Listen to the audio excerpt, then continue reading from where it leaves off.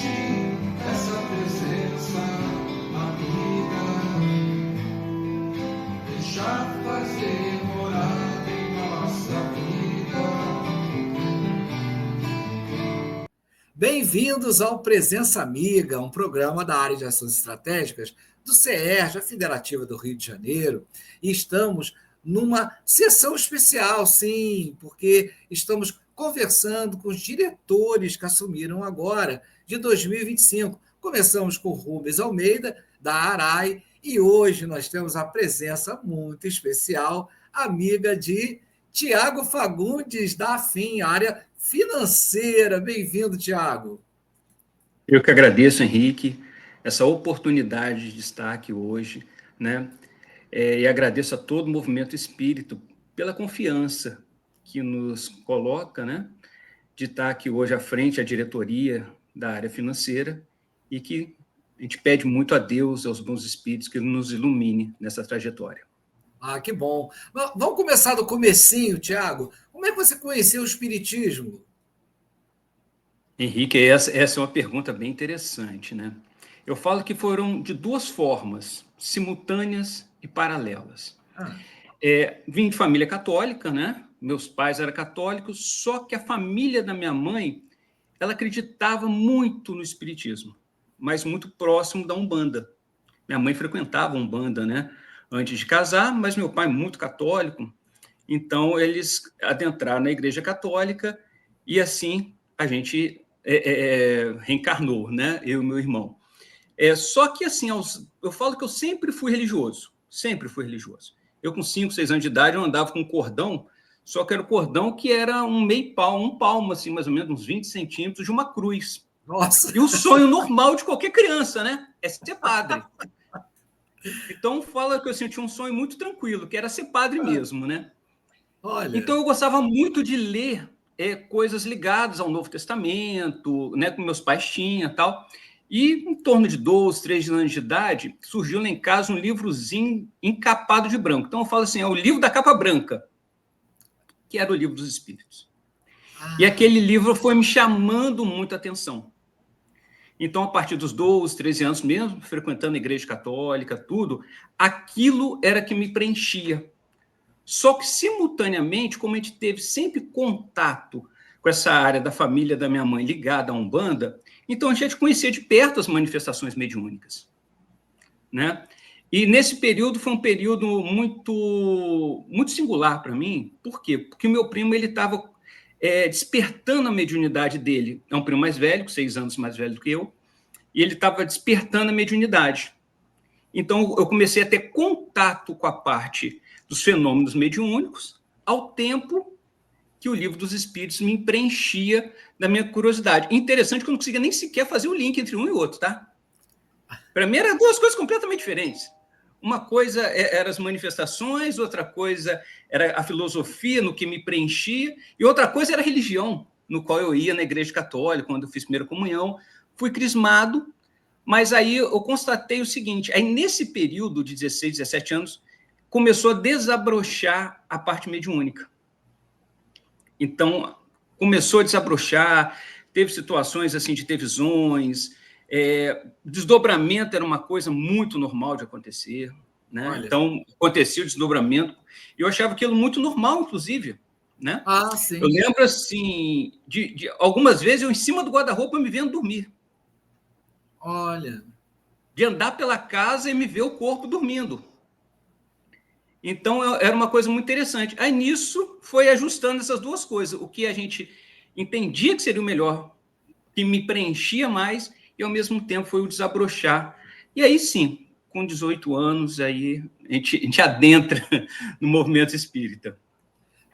Tiago, mas aí qual foi o primeiro centro espírita que você começou a frequentar? E aí você está onde? Que anos, mais ou menos, é isso aí que está acontecendo? O Henrique, isso daí, eu tinha em torno de 16 anos, em torno de 96, 97. Né? Eu sou de 79, então em torno de 96, 97. O que aconteceu? Meus pais, quando começou a despertar, então assim, primeiro vem aquele ritual, né? Primeiro você vai no neurologista, não identifica nada, você vai no psiquiatra, não identifica nada, né? E começa a não identificar aquelas sensações. E um belo dia eu falei assim, não tem jeito. E como meu primo estava no início também, eu comecei a frequentar o centro de Umbanda, com as primeiras sensações. E foi muito interessante, uma gratidão que a gente tem assim incrível, é com o espírito do Pai Benedito. Que o Pai Benedito sempre chegava no início da reunião, ou ele, ou o caboclo, né? Colocava a guia e falava assim, olha, pode ficar tranquilo que aqui não vai ter manifestação nenhuma com você. Isso passou um ritual aí de uns 8 meses, mais ou menos. Aí ele me chamou e falou assim, olha, seu lugar não é aqui. Está na hora de você agora procurar o seu lugar, que é dentro do espiritismo.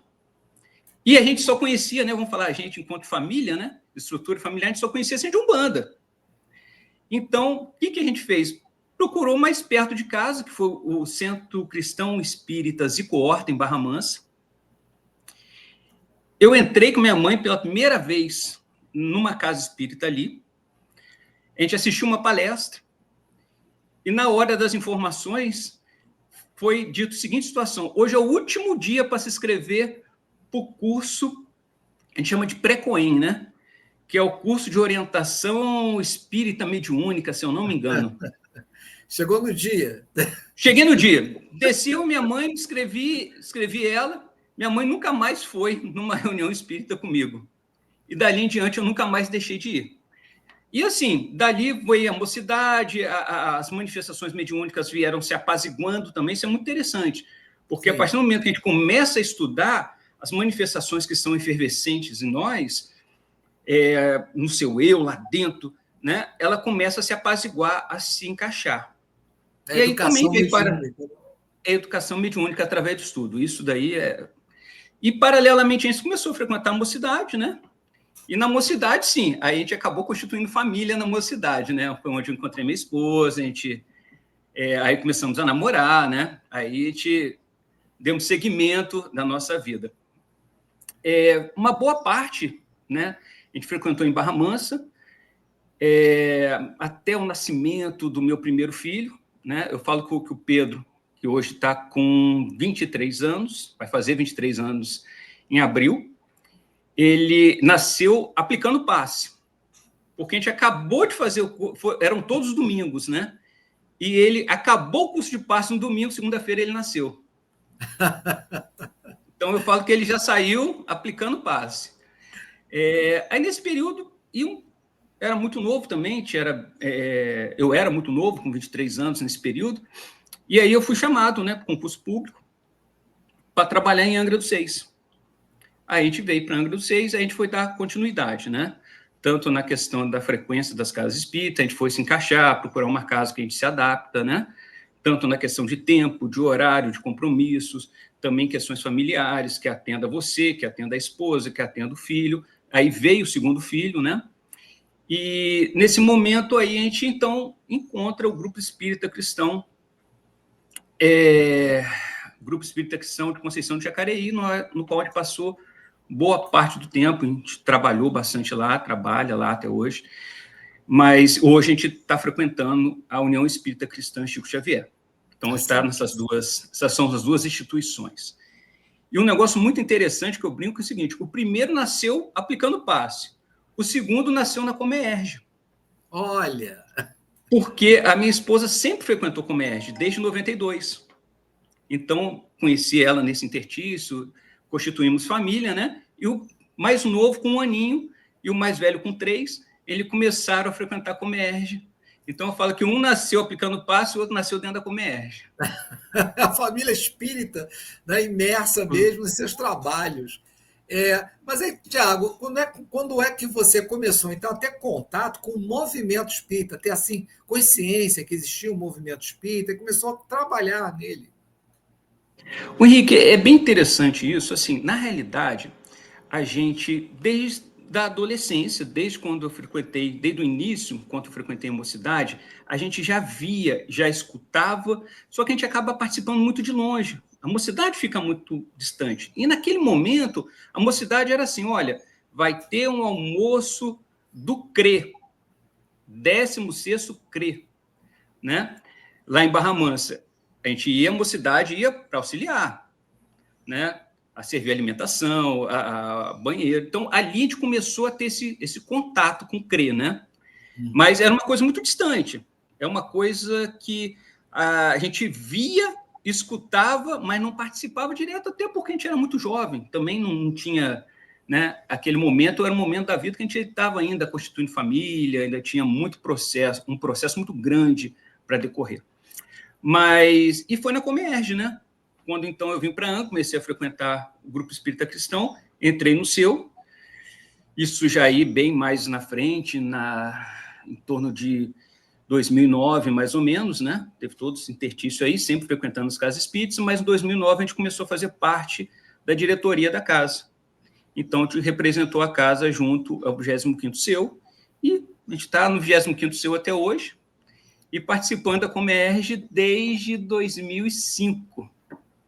Aí que bom que você não estava numa casa fechada, numa casa aberta ao movimento espírita, para conhecer o Conselho Espírita de Unificação e começou a trabalhar no 25º? Trabalhei no 25º, aí basicamente todas as áreas. Na unificação, né? E é muito salutar esse rodízio, né? Então, a gente vê isso com bons olhos. Né? Então, a gente já foi da ações estratégicas do 25º, já participamos da própria unificação, nesse período foi feito o mês espírita várias vezes, né? Várias atividades normais dos conselhos espíritas regionais, né? Bom, desculpa, o Conselho Espírita Regional era da minha época de mocidade, agora é Conselho Espírita de Unificação, né?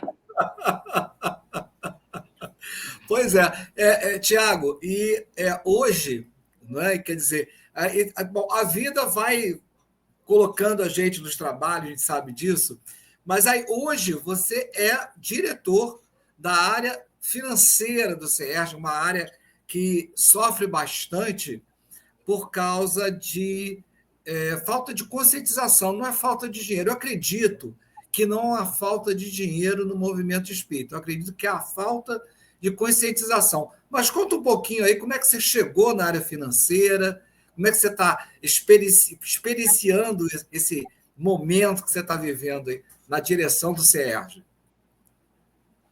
O Henrique, assim, a gente sempre esteve muito perto, por alguns motivos, né? Quando eu entrei em 2006 na Comerge, 2005 na Comerge, logo a gente foi para a área administrativa, no qual a gente tem afinidade, no qual a gente atua profissionalmente, né? E naquele instante a gente passou a auxiliar a parte administrativa do Polo 9, no Polo Damasco. E o Luiz Augusto era o responsável.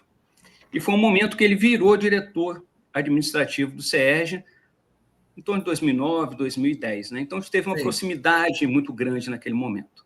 Né? E por questões profissionais, né? A gente sempre teve muito ligado. Então, sempre a gente teve esse conhecimento. Depois, também, no período que a gente participou do 25º seu, sempre a gente esteve próximo das afinidades, porque características profissionais, acadêmicas, né? A gente acaba se aproximando, não tem jeito. Né? Eu falo assim, eu fiquei 10 anos na parte administrativa e financeira da Comerge, do Polo Damasco, né? Eu falo assim, não tem jeito. Hoje eu estou no atendimento fraterno, que eu falei, gente, hoje eu preciso de um tempinho para me dedicar ao atendimento fraterno, a parte espiritual, muito importante. Né? Aliás, é o fundamental, né? Mas acaba atraindo a gente pela característica mesmo, né? Pela característica. Sim, mas então a característica, né, é espiritual, mas o dinheiro ele é necessário ainda. Eu fiz esse comentário com você que eu acho que não falta dinheiro, o que falta é conscientização, o que falta é mobilização. Não é? Então você assume agora a diretoria financeira. Como é que você está vendo a situação? Né? Ano passado foi uma situação muito difícil. Como é que você está vendo aí, né, essa sua tomada, né, de... não é que a palavra certa, né? Uma tomada de tomar o pé da situação. É isso que eu quero dizer. Como é que você está vendo aí essa situação? Como é que você está enxergando, né, o CERJ e essa parte financeiras e os centros espíritas daqui para frente de 2025? Bom, Henrique, vou fazer dois paralelos a isso. Primeiro, eu gostaria muito de parabenizar todos os diretores anteriores que passaram. Tá? Eu acho que isso é fundamental que a gente deixe explícito, porque todos os diretores, além de contribuir com o seu carinho, com o seu amor, também eles contribuíram com a sua experiência e a sua expertise no assunto. Então, isso a gente gostaria de deixar bem claro. A gente acompanhou muito a última gestão, que foi da Ângela, né? Ângela Delu, que está sempre junto conosco, nos orientando, né? Vamos falar assim, é uma mentora espiritual encarnada, né? E que traz algumas orientações e a gente vai aplicando naquilo que a gente tem de conhecimento. Então, gostaria muito de ressaltar isso, a dedicação não somente que a Ângela teve, mas toda a diretoria teve. Mas, especialmente, ela trabalhou uma coisa muito interessante, que é a conscientização. Então, a questão da consciência, a gente vai dar andamento. Paralelamente a isso, a gente vai para essa segunda situação. A área nossa de formação é a área administrativa financeira. Então, eu sou especialista em gestão financeira e em desenvolvimento sustentável. Então, a gente vai buscar algumas ferramentas do desenvolvimento sustentável, no qual tem tudo a ver com o espiritismo, tá? Tudo embasado no Livro dos Espíritos. Kardec fez um trabalho exuberante, não só na parte espiritual, quanto também na parte material.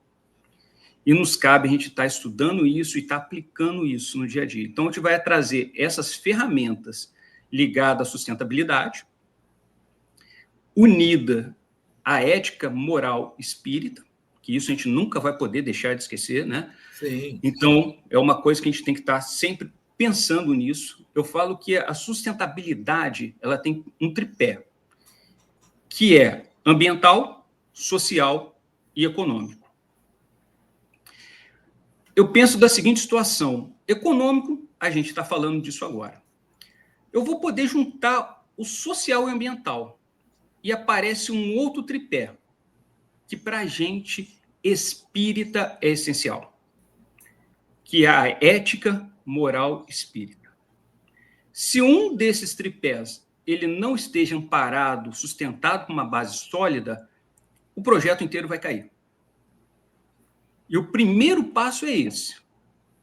Está embasado na ética, moral espírita, aí a gente pode decorrer inúmeras situações. Então, a gente vai trazer as ferramentas ligadas à sustentabilidade, lógico, gestão financeira, gestão de controladoria, né, que a gente é especialista, gestão de empresarial, que, apesar de eu estar numa área, eu sou do ramo financeiro, né, então eu sou aquele que empresta dinheiro, vamos falar assim, né, a gente já fez muitas e muitas análises, né, de crédito de empresas de todos os níveis, então a gente tem uma noção muito grande nesse sentido aí, durante esses 25 anos que a gente tem de experiência profissional. Vamos lá. Então, a gente precisa trazer algumas ferramentas. Sim. Mas, antes de trazer as ferramentas, a gente tem que trazer um negócio chamado pertencimento. Eu só contribuo naquilo que eu faço parte. Eu pergunto para você agora, você, Henrique Miranda, contribui com o Conselho Regional de Medicina financeiramente? Não, não sou médico. Não faz parte, você não é médico. É simples, né? Não é uma coisa que a gente precisa pensar muito nisso. Quem vai fazer parte do Conselho Espírita do Estado do Rio de Janeiro? Uma associação de instituições espíritas. São as instituições espíritas. Então, uma coisa que a gente gosta muito de salientar, o que é investimento e o que é custeio. Se o movimento espírita, a casa espírita, a instituição não conseguir entender que ela precisa de ter os seus custos mensais, anuais, que a gente chama de custeio, baseado no seu associado, Kardec falava muito claramente isso, com todas as letras. No Livro dos Médiuns, a gente vai encontrar isso, né, onde ele coloca o estatuto da Sociedade Espírita, Sociedade Parisiense de Estudos Espíritas. Não vou lembrar o artigo, mas quando ele deixa bem claro a contribuição de 20 francos. Sim. Ele deixa claro isso. É claro, sim. Então, como que a Sociedade Parisiense ela se mantinha? Pelos seus associados. Pelos seus associados. Essa é uma coisa que a gente precisa ter em mente. O que é o custeio e, futuramente, o que é investimento. O que é investimento, a gente vai participar de campanhas, de parcerias, buscar parceiros, parceiros internos dentro do movimento espírita, parceiros externos dentro deste conceito, tá? Primeiro, ética, moral espírita, econômico, social e ecológico. A gente não pode fugir disso de hipótese nenhuma. Mas hoje a gente trabalha muito a conscientização, né? A gente está chegando num número que a gente espera daqui a 1 ano e meio, né? Vamos colocar esse final do ano que vem, atingir, que seria a contribuição dos associados pagar os custos mensais do CERJ, sem contar os investimentos. Tiago, inclusive, eu estava lembrando aqui, porque a ARAI, né, que é a Área de Ações Estratégicas, ela tem cursos, estão em vídeo, inclusive, no site do CERJ, na área da ARAI, onde explica muito bem para os centros espíritas como administrar, como levar bem, né, todos os aspectos do centro espírita, sejam eles administrativos, financeiros. Então, quer dizer, o CERJ já dá esse suporte, dá esse apoio, esse esclarecimento para os centros espíritas. Mas eu pergunto, o financeiro, ele vai dar algum tipo de suporte, algum tipo de esclarecimento durante a sua administração? O Henrique, na realidade, a gente tem aí a seguinte situação. A parte de dar suporte, ela está muito vinculada ao setor de unificação, da área de unificação, até a nível estatutário, né? Então, esse suporte às casas espíritas, sim. Agora, por um outro lado, a gente vai andar juntos, né? E, logicamente, pela experiência que a gente tem, nada, em nenhum momento, a gente vai deixar de estar orientando. Mas isso é uma responsabilidade da unificação. Então, que a gente vai tratar em diretoria colegiada, já tem alguns projetos, algumas colocações que servem para todo o Estado, isso é muito importante. Essa semana a gente estava discutindo, por exemplo, da tarifa de água. Então, surgiu recentemente, em torno de 1 ano e meio atrás, um diário oficial que mudava, que criava a questão da tarifa, que deixava das casas espíritas pagar a conta, né? Contribuir não, pagar a conta como comércio e passava a pagar a conta como templo religioso. Então, é uma coisa que a gente fez o estudo e vai ser levado ao movimento espírita. O diário oficial, a lei, a parte legal, a parte estrutural, a parte o que é, como vai ser feito, qual é os canais de atendimento, quais são os canais que tem que recorrer, né? Aonde a gente recorre na última instância, que é a agência reguladora. Então, isso daí a gente está fazendo esse trabalho especificamente com a unificação. Queria ressaltar só uma questão assim que é só elogios. É um projeto, é uma atividade fantástica. O trabalho que Ações Estratégicas faz no sentido de orientação com a escola de líderes é um negócio imperdível. A oportunidade que eu tive, não foram todas, mas as oportunidades que eu tive de participar foram excelentes, tanto a nível doutrinário, isso é importante, a gente tem que ressaltar isso, porque às vezes a gente acha assim, a gente não pode trazer a parte administrativa de uma empresa para dentro dos centros espíritas, né? Então, tem esse pensamento, mas isso é importante. A gente vai ter que pesquisar onde, qual que é o nosso norte, qual é a orientação que a gente tem que ir na base kardeciana, do Pentateuco de Kardec. Então, lá, por exemplo, no 6º livro, vamos falar assim, né, que é Obras Póstumas, tem um trecho todo falando sobre essa questão de sustentabilidade, o capítulo Vias e Meios é muito rico, mas muito rico. E, muito importante, foi utilizado ele na questão, né, junto com outros inúmeros livros doutrinários pela Escola de Líderes. Então, foi uma união muito boa entre doutrinário e prático, administrativo, financeiro das empresas. Essa junção que foi feita foi, assim, para mim, excepcional. E lembrando a todos, né, que o CERJ é um colegiado. Então, por isso que o Tiago aqui está passeando pelas ações estratégicas, pela unificação, porque, e claro, já falou da administração também, que a gente vai conversar, que seria a nossa querida Edila Luz, mas essa interligação, essa conversa, esse diálogo entre todas as assessorias, toda a direção, ela dá ao CERJ uma facilidade muito grande de diálogo com o centro espírita, os centros espíritas, não é isso, Tiago? Ô, Henrique, sim. Eu vou te dar um exemplo muito interessante que aconteceu essa semana. Ano passado, teve uma negociação em virtude do aniversário de 160 anos do Evangelho segundo o Espiritismo. A FEB nos trouxe uma proposta que a gente comprar em grande quantidade o livro do Evangelho, né? E que sairia com valor reduzido, no qual a gente conseguisse levar também com valor reduzido para todas as casas espíritas. Esse ano a gente negociou o livro dos Espíritos, e surgiu uma oportunidade da Gênese. Então, eu acho que essa questão, né, vamos falar assim, já vou fazer um spoiler, né?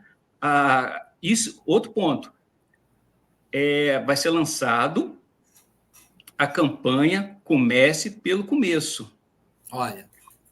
Comece pelo começo. Aonde está ela? Planejamento estratégico do CERJ. Tá? Esse é um ponto que daqui a pouquinho a gente quer falar sobre ele.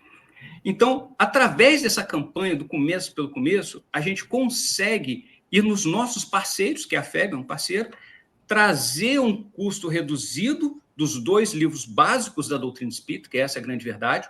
O Pentateuco é o Pentateuco, mas os 2 livros básicos de cabeceira do espírita é o Livro dos Médiuns e o Livro dos Espíritos e o Evangelho segundo o Espiritismo. Então, esses 2 têm que estar na cabeceira de todos para leitura diária. E fique tranquilo, porque lá na Rádio Rio de Janeiro, eu já fiz a propaganda da livraria Gerson Simões Monteiro, e eu quero só dar a vocês aqui uma data. Hoje, a gente está em 2025, essa entrevista provavelmente vai em março. Então, fevereiro, março de 2025. O livro, gente, está a R$ 8,00, tanto o Livro dos Espíritos como o Evangelho segundo o Espiritismo, e o melhor é a Gênese. A Gênese está a R$ 5,00. Então, você que está em 2025, agora ouvindo, em fevereiro ou março, né, então, corra à livraria Gerson Simões Monteiro para adquirir os seus exemplares. Tá? Eu não resisto, viu, Tiago? Ô, Henrique, eu acho que é isso mesmo. Você não resiste porque é muito bom falar da doutrina espírita, falar dos livros dos espíritos, né? Falar do Evangelho segundo o Espiritismo. É muito bom, é muito gostoso. Ele acalma, ele repara, mas ele conscientiza, ele esclarece, ele orienta. Toda vez que eu falo do livro dos espíritos, eu me arrepio. Eu me lembro lá dos meus 12 anos de idade, do livro branco encapado. Aproveita, vamos falar um pouco da livraria Gerson Simões Monteiro, Tiago? Vamos, Henrique. A gente vai tá buscando trilhar nela também a seguinte situação. A gente tem 2 projetos que estão na comissão diretora, tá? A gente propôs um GT.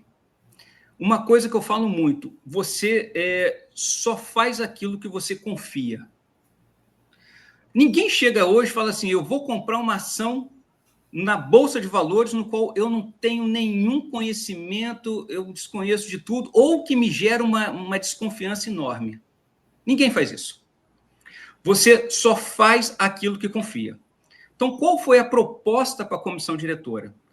Foi uma comissão para analisar e criar uma metodologia de análise de todas as obras, tanto vendidas na livraria quanto distribuídas pela distribuidora Gerson Simões Monteiro, a nível de segurança doutrinária.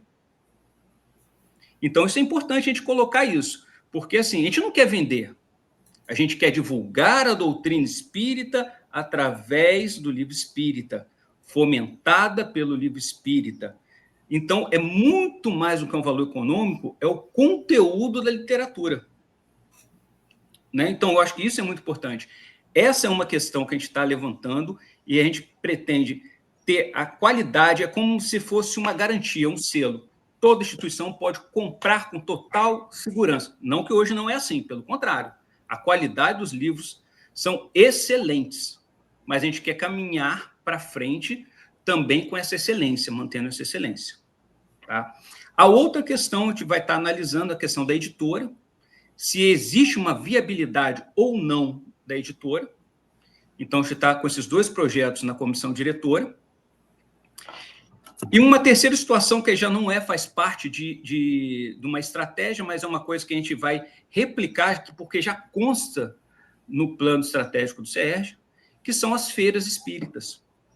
A gente tem que retomar aquele momento da feira espírita. Então, hoje, a gente está buscando com os parceiros, uma foi essa questão da FEB, a gente está negociando com a FEB, porque, pensa bem, somos o 2º estado com maior número de espíritas no planeta Terra. Olha só. Concorda comigo? Sim, sim. São os números de 2010, estava em torno de 200 mil espíritas no estado do Rio de Janeiro. Perfeito. Você concorda comigo que a FEB tem que ser um grande parceiro do CERJ? E vice-versa? Sim, então, sim. a gente vai estar buscando, junto à FEB, alguma estruturação ligada à Feira do Livro Espírita. Ou uma condição melhor para os livros estar sendo comercializados, ou uma estrutura de equipamento, né, uma estrutura de uma barraca, uma estrutura de banners. Então, a gente está buscando com os parceiros essa situação. Por isso que eu falo que é muito importante a parceria. O movimento espírita ele só consegue crescer com parceria. Parceria que você faz com, por exemplo, com a Rádio Rio de Janeiro. A Rádio Rio de Janeiro divulga, é uma parceria. Sim. Então, a gente está buscando os parceiros para estruturar, tá? Não sei se vai ser nessa totalidade agora em 2025, ou se esse projeto vai sair somente em 2026, mas que a gente consiga apresentar um modelo para o movimento espírita no qual possa ser replicado em todas as cidades do estado. Tanto na cidade do Rio de Janeiro, quanto em Niterói, quanto em Volta Redonda, quanto em Campos, quanto em Macaé, quanto também nas cidades menores, quanto em Coatis, quanto em Carmo, quanto a Porciúncula, cidades menores. Né? Sim, e a gente implantar de novo, sabe aquela feira do livro espírita no domingo de manhã? Aonde a gente tem aquela confraternização, aquele encontro das casas espíritas, né? Então, a gente precisa fomentar isso. Tá? A livraria Gerson Simão, livraria e distribuidora, né? Olha. Gerson Simão Monteiro, ela é fomentar a prática da leitura, porque a gente fala assim, aquilo que a gente é apaixonado, aquilo que a gente gosta, a gente quer passar para os outros, não é isso? Eu falo assim, por que você prega o espiritismo? Porque eu sou apaixonado por ele, porque eu acredito nele, porque ele me conforta desde 11 anos de idade. Talvez até antes disso, com toda certeza. Tiago, a gente está chegando no finalzinho, e há muito o que dizer, mas eu gostaria muito que você fizesse agora uma rápida apresentação, né, do que é a área financeira do CERJ e os desejos dessa área para os próximos anos. O Henrique, eu fico muito assustado quando eu vejo um balanço do CERJ, quando eu vejo o demonstrativo contábil do CERJ, aonde vê que a gente não teve custo nenhum com o movimento espírita. Isso, para mim, é assustador. Isso, para mim, é uma coisa que me incomoda. A gente precisa, a federativa precisa ter custos com o movimento espírita, porque ela vai estar cumprindo o seu papel, o papel de auxiliar, o papel de agregar, o papel de unir.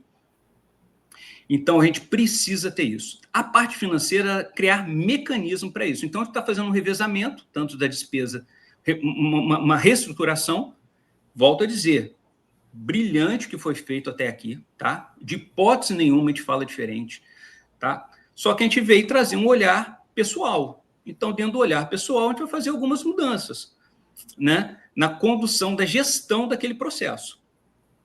Então, na mudança da gestão daquele processo, a gente está revendo a parte imobiliária. Isso vai ser apresentado muito em breve. No caso, vai sair aqui em março, já vai ter um próximo passo ligado a isso, a questão imobiliária do CERJ, uma revisão da parte imobiliária do CERJ. Tá? A gente está vendo a questão também da livraria, de dar uma melhor qualidade para a livraria, uma melhor expansão. A gente sabe as dificuldades que é a parte estrutural, a parte financeira, a parte de obra, a gente sabe dessa dificuldade, mas a gente precisa fazer isso. Né? Mas, ao mesmo tempo, a gente precisa de caminhar no Estado. As casas espíritas, elas precisam do apoio. ela precisa do Sérgio presente ao seu lado. Ela precisa de ouvir uma ligação, falou, olha, eu estou aqui, eu estou ao seu lado, o que você precisar, a gente está junto. Então, eu acho que isso é fundamental. Então, quando a gente fala assim, olha, conseguimos o livro dos Espíritos a R$8 também, igual ao Evangelho. O que eu fiz? Eu encaminhei para todas as casas. Eu encaminho um WhatsApp com todas as casas falando isso. Então, uma coisa que é muito importante, um cadastro atualizado, e a gente vai relembrar isso. Então, primeiro passo, saiu o recadastramento, se recadastra. Casa espírita que está vendo isso, eu peço duas coisas, pelo amor de Deus. Mantenha o cadastro do CERJ atualizado.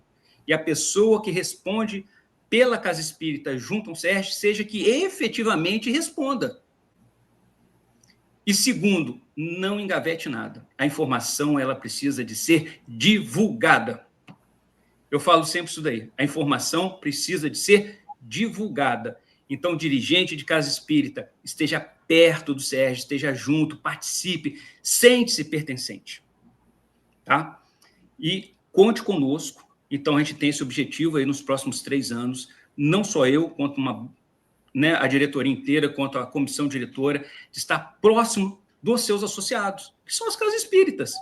Como eu participo de uma casa espírita, o Henrique participa de uma casa espírita, todos os 7 da diretoria participam, todos os 36 da comissão diretora participam, né? Então, nós somos originários de casa espírita. E o CERJ precisa andar junto nas 700 casas dentro do Estado. Então, o que a gente espera é isso, é dar apoio para construir, lógico, com toda revisão de processo, toda revisão de estrutura, no sentido que dê apoio ao movimento espírita. É isso que a gente precisa fazer. Somos todos CERJ. Henrique, eu falo assim, cada uma das 700 casas é um ponto de luz. Olha. Veja uma situação. Henrique, vou fazer uma pergunta muito interessante para você. Vamos pensar assim, daqui a 30, 40, 50 anos, você desencarna. Natural da vida. Você vai passar um pedaço de, né, um tempo, um processo no plano espiritual, na erraticidade, né? No nosso lar, numa outra esfera, mas você resolve encarnar. A espiritualidade vem cá, Henrique, vão encarnar. Aonde você quer encarnar? Olha, eu queria encarnar no mesmo lugar para ver se eu continuo a fazer o que eu parei, porque para fazer direito, né? Ou pelo menos continuar aí, né? Para tentar terminar aquilo que ficou meio pendurado. Vamos fazer o seguinte, você quer encarnar no Rio de Janeiro? No Rio de Janeiro. Agora, pensa bem, se daqui a uns 100 anos, quando você vinha reencarnar, não existia uma casa espírita para te acolher. Você consegue se adaptar hoje a uma outra religião? Pois é, rapaz, não conseguiria. Não ia conseguir. Não. Essa é a questão. Eu também não. E quando a gente fala de sustentabilidade, a gente fala disso, a gente fala de futuro. A gente fala de tempo indeterminado. Olha. Eu sou espírita hoje, eu quero ser espírita daqui a 50 anos, daqui a 100, daqui a 200, daqui a 500, daqui a 1000. E só vai existir casa espírita se hoje eu trabalhar para que elas existam. Se a gente tiver um movimento espírita forte, no sentido de auxiliar as casas espíritas, né? Eu falo assim, desencarnei, frequento a casa espírita, amo a casa espírita, desencarnei. Resolvo visitar a casa espírita, pronto, virou uma padaria. Não é ruim? Aí eu pergunto o seguinte, o que eu fiz para manter aquela casa espírita para as próximas gerações, que inclusive pode ser a minha. Futuramente pode ser eu que vou estar reencarnando e frequentando a infância daquela casa espírita. É o trabalho em rede. É o trabalho em rede, né? Isso aí, são 700 pontos de luz. As casas espíritas são pontos de luz que temos que trabalhar sempre para ela permanecer acesa e cada vez mais irradiante. Então, eu falo isso. Qual que é o nosso compromisso? É trabalhar. Trabalhar muito. Porque eu não tenho condição nenhuma mais de não ser espírita. Porque eu me apaixonei e sou apaixonado pela doutrina ditada a Allan Kardec através da sua origem do Livro dos Espíritos. Para mim, aquele livro de capa branca. Tiago, Muito obrigado por esse bate-papo. Eu desejo a você saúde para continuar esse trabalho e que possamos, então, trabalhar em rede, sermos essa luz, né? Como Jesus nos disse, nós somos a luz do mundo, mas que possamos aglomerar essas luzes no centro espírita. Tiago, suas palavras finais. Bom, Henrique, eu que agradeço sempre. Eu falo que é uma doutrina que me trouxe aqui pelo amor, né? E eu adentrei nela através da leitura do Livro dos Espíritos, através dos manifestações mediúnicas no qual a gente está até hoje, graças a Deus, participando das suas atividades na área mediúnica, mas, acima de tudo, o carinho e o amor que eu sinto por ela. Então, a gente está aqui para trabalhar bastante.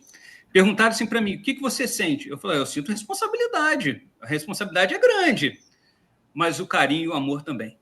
Então, a gente está aí para estar lutando, para cada vez mais fazer o trabalho que é esse, divulgar a doutrina espírita, a terceira revelação nas terras fluminenses. Eu que agradeço e um grande abraço. Obrigado, Tiago. E até o próximo Presença Amiga. Permitir essa presença amiga, deixar fazer morada em nossa vida.